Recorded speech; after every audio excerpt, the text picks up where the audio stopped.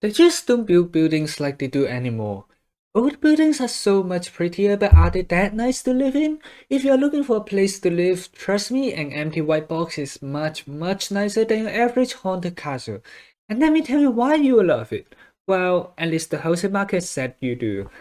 Look at all the houses on the market. How often do you see a fully furnished one? People all need a bed to sleep, a stove to cook, and a place to stay. But when do you ever see an identical room? Every single person have their own set of furniture and setup that they bring around. The home builder can't anticipate all of that in it. Unless you are living in a detached house, which means you are rich and you own land, they gotta build not just for you, but for the entire market. Which definitely ain't gonna talk to you in detail about the 2 dishwasher setup you want. Trust me, it's a life-changing experience, but it's just a bit too unique for the average person. The cold concrete box you live in ain't made out of Play-Doh. It's not like Minecraft where you have 1 meter of pure brick as your house's shell and can make it whatever shape you want. There's building regulations to make sure your house is livable, you need insulation to keep it warm, soundproofing so you don't hear your neighbors and even structural reinforcement to keep it from collapsing. The world just don't work like this. Buildings have evolved so much since the Greek temple. An exterior wall used to be half a meter of stone and some paint on top, but now it's 300 millimeters of insulation, damp-proofing concrete, and plasterboard. It's no question those century-old houses are just barely livable nowadays, or else building refurbishment won't be an industry in itself, innit? Even if you're fine living in the haunted mansion, it's not designed for your 21st century lifestyle. People back then have maids cleaning the cobwebs at their 6-meter ceiling, peasants to fetch them things from the kitchen cupboard at the basement, and coal to throw into their fireplace.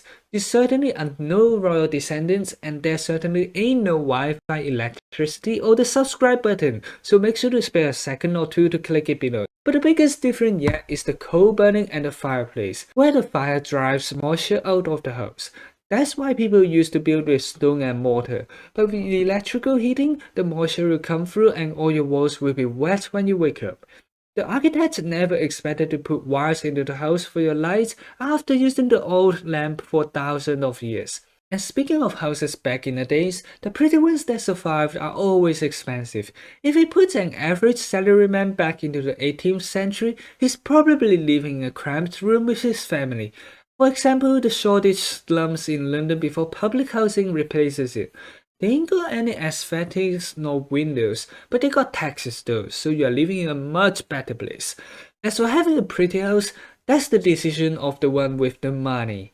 You know who built the pyramids? Slaves built the pyramid. You know who built the White House? Slaves. You know who built your average houses now? Construction worker, and you gotta deal with minimum wage, workplace safety, and working hours, and the cost literally skyrocketed, and you still want more decoration, Hiya! As an architecture graduate, I'm happy to inform you that we are not responsible for the interior 90% of the time. Don't blame us for the simplicity. If you got an apartment, all 60 flats are just gonna be the same layout because we're too broke to spend money surveying everyone's opinion before building it. But you know who does that job? An interior designer, or yourself. Honestly, the minimalist room is just your personal choice. The empty room you get is just a blank canvas for you to work on. You can always buy furniture, paint the walls blue, or even take out all the walls. But just so you know, load-bearing walls needs to stay. You don't want to be responsible for killing everyone in the building.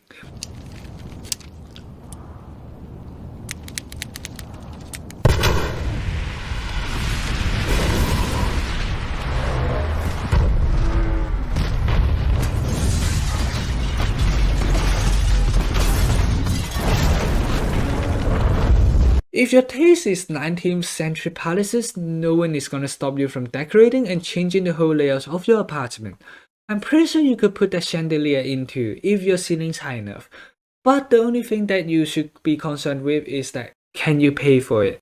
The more complicated the furniture goes, the more expensive it's gonna be. IKEA tables and chairs will always be cheaper than the Italian handmade carpentry that use leather and sculpted wood. If that's not your taste, how about the cyberpunk gamer room? You still gotta buy old LED and the adjustable table and especially that gamer chair, right? Let's see how much it costs. $530. How are you affording that? Honestly, there's no limits to how your home can look. The problem is just how much you can pay.